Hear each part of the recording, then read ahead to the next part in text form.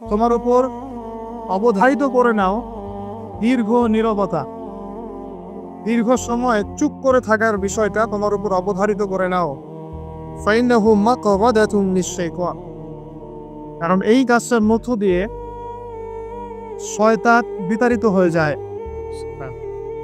ওয়া আউনুন লাকা আলা আমরি দীনিক, দীর্ঘ সময় চুপ থাকলে তোমার দিনের প্রতিটা কাজ করার ব্যাপারে আল্লাহ তোমাকে সাহায্য করবেন, বা দীর্ঘ নীরবতার ব্যাপারটা দিনের প্রতিটা কাজ করার ক্ষেত্রে তোমাকে সহযোগিতা করবে।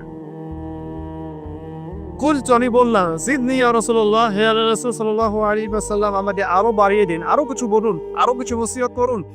ক্বালা, তিনি বললেন, ইয়াকা ওয়া কাসরাতাদ দাহিক, সন্তান থাকবে, বেশি বেশি হাসবে না।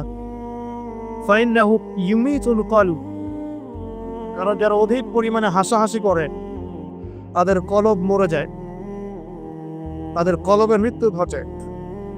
ওয়া ইয়াযহাবু বিনূরি ওয়াজহি, এবং চেহারার মধ্যে নূর চলে যায়, চেহারায় কোনো জ্যোতি বা নূর থাকে না।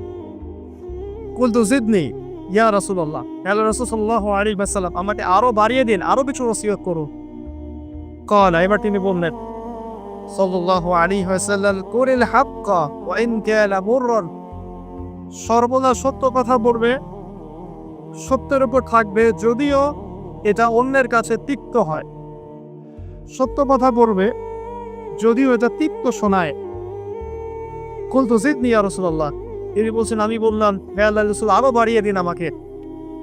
ক্বালা, এবার নবীজি বললেন সাল্লাল্লাহু আলাইহি ওয়াসাল্লাম, লা তাখাফ ফিল্লাহি লাতমাতা লাইব, আল্লাহর পথে কাজ করার ব্যাপারে বা আল্লাহর পথে চলার ক্ষেত্রে, আল্লাহর দ্বীন পালনের ক্ষেত্রে নিন্দুকের নিন্দার পরোয়া করবে না।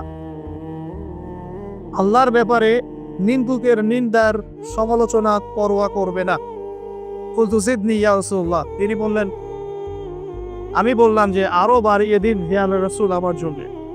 নবী করিম সাল্লাল্লাহু আলাইহি ওয়াসাল্লাম বললেন, ক্বাল লিয়াহজুসকা আনিন নাস মা জাআলাহু মিন নাফসিকি, যখন মানুষের ব্যাপারে তোমার নেগেটিভ কোনো মন্তব্য করতে হয় বা কারো ব্যাপারে যদি নিন্দা করতে চাও, এরকম ইচ্ছা জাগে মনের মধ্যে, তাহলে আগে চিন্তা করবে যে এই দোষটা তোমার মধ্যে আছে কিনা। অর্থাৎ নিজের নফসের খেয়ালটা তুমি আগে বেশি নিবে অন্যের নিন্দা করার আগে।